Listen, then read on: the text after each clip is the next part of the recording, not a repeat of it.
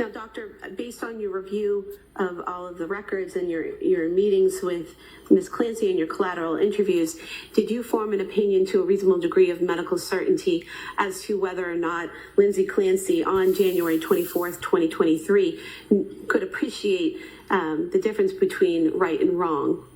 Yes. And what was that opinion? My opinion is that she did have the capacity to appreciate right from wrong. And what do you base that on? Well, on a number of things. Ms. Clancy had just met with her psychiatrist, Dr. Tufts, the day before. And in that discussion with Dr. Tufts, as documented, she denied suicidal ideation, and she also denied thoughts of harm to others. And also there was an ongoing conversation regarding future possible treatments, esketamine or TMS, which I spoke about yesterday, that could be employed to help her. Also, with regard to the appreciation between right and wrong, the planning involved prior to the strangling of her children, I thought was significant. The searches for distance of 3V, the searches of CBS, all done prior to her sending fairly late in the afternoon a text asking her husband if he didn't mind takeout from 3B and then adding on. So that planning, that preparatory planning, I thought was significant. The avoidance of witnesses. You know, a witness during a time when one is committing a crime can intervene, not just report, but also intervene. And so the fact that this was done without any witness present during a time where she had asked the potential witness to go on a longer errand, also I thought was significant. Concealment is another thing that I think indicated an understanding of right and wrong. I mean, the children were strangled all in the basement, and according to Mr. Clancy, the door to his office had been closed when he arrived to the basement. Timing was really, really significant in this. There was a window of time that Ms. Clancy was aware of in which she would need to kill her 3 children as well as to kill herself, which she expected would happen. She was conscious of time and told me that she had mapped out the distance, et cetera, because she didn't want her husband to be gone too long. But in this case, I think the issue of time and her husband returning, rather than being a solution for her, was a problem. And so to accomplish all of this in the course of that amount of time that Mr. Clancy was gone, I thought was significant, really showed an awareness of time. In terms of the weapons used, now these were exercise bands, but they were all near where the children were strangled. They were placed there. That's where they kept those exercise bands. And the exercise bands were nearly identical. I mean, very similar in terms of what they could do as ligatures. And so that use of weapons that were readily available and nearby also was significant to me in terms of her understanding of and planning. I did not see any evidence that she had delusions about her children, delusions as to something wrong with them or something that required them, because of a delusion, that they needed to die. I don't recall that she ever spoke about her children in a delusional way. Now, Look, we have a question. Sure. Next question.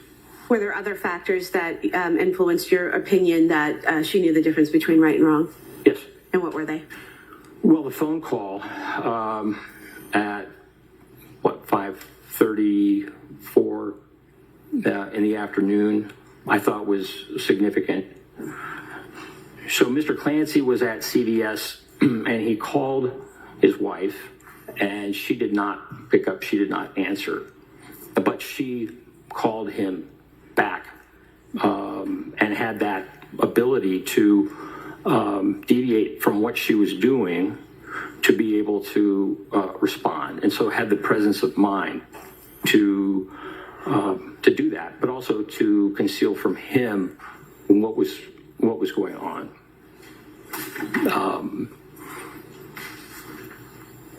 Locking the door is another example. And Ms. Clancy was aware of time and the limited amount of time to accomplish this, but by locking the door, it kept her husband from being able to enter the bedroom and therefore being able to see what had happened. So delayed that time. On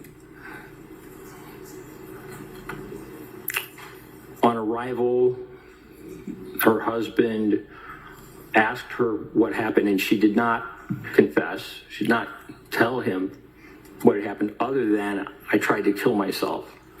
She also did not report auditory hallucinations, but rather said that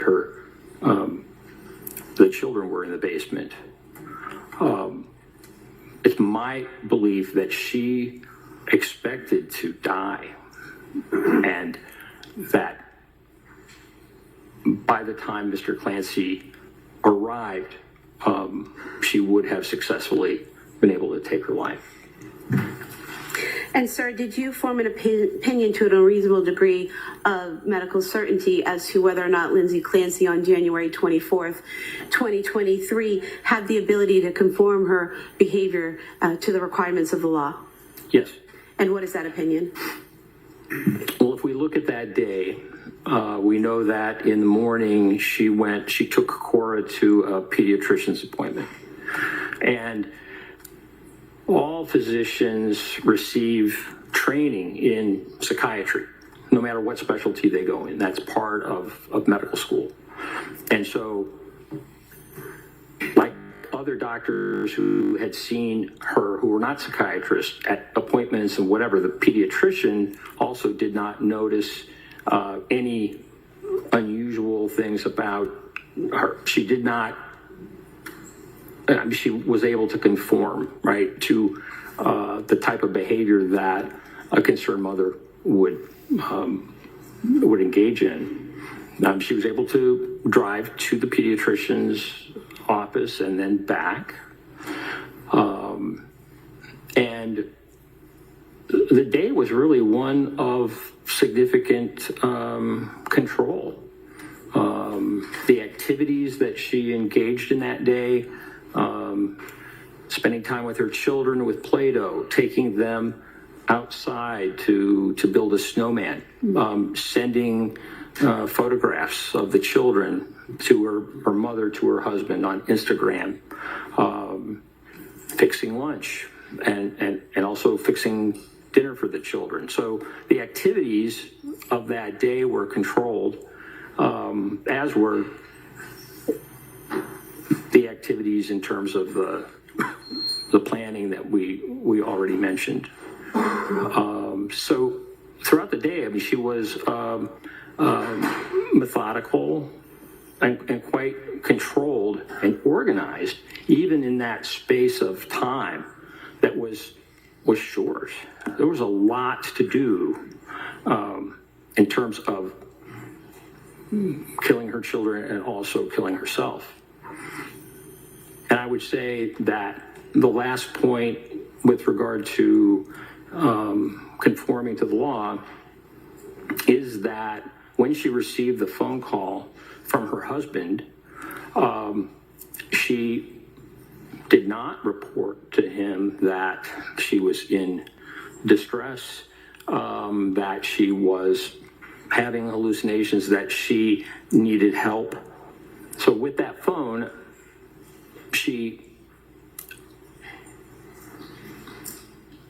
by calling her husband back and reassuring him by the fact that, yes, she knew the medication, whatever, that helped guarantee that he would continue on the errands.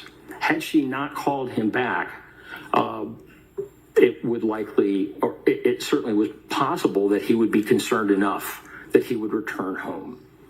And so I think the phone figures in just in terms of her awareness and conforming her behavior such that the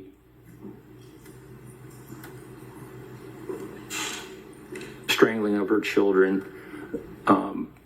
could be concealed. And doctor, did you form an opinion to a reasonable degree of medical certainty as to whether Lindsay Clancy on January 24th, 2023, when she strangled her children, was criminally responsible? Yes. And what is that opinion? Yes. It is my opinion within a reasonable degree of medical certainty that Ms. Clancy was criminally responsible.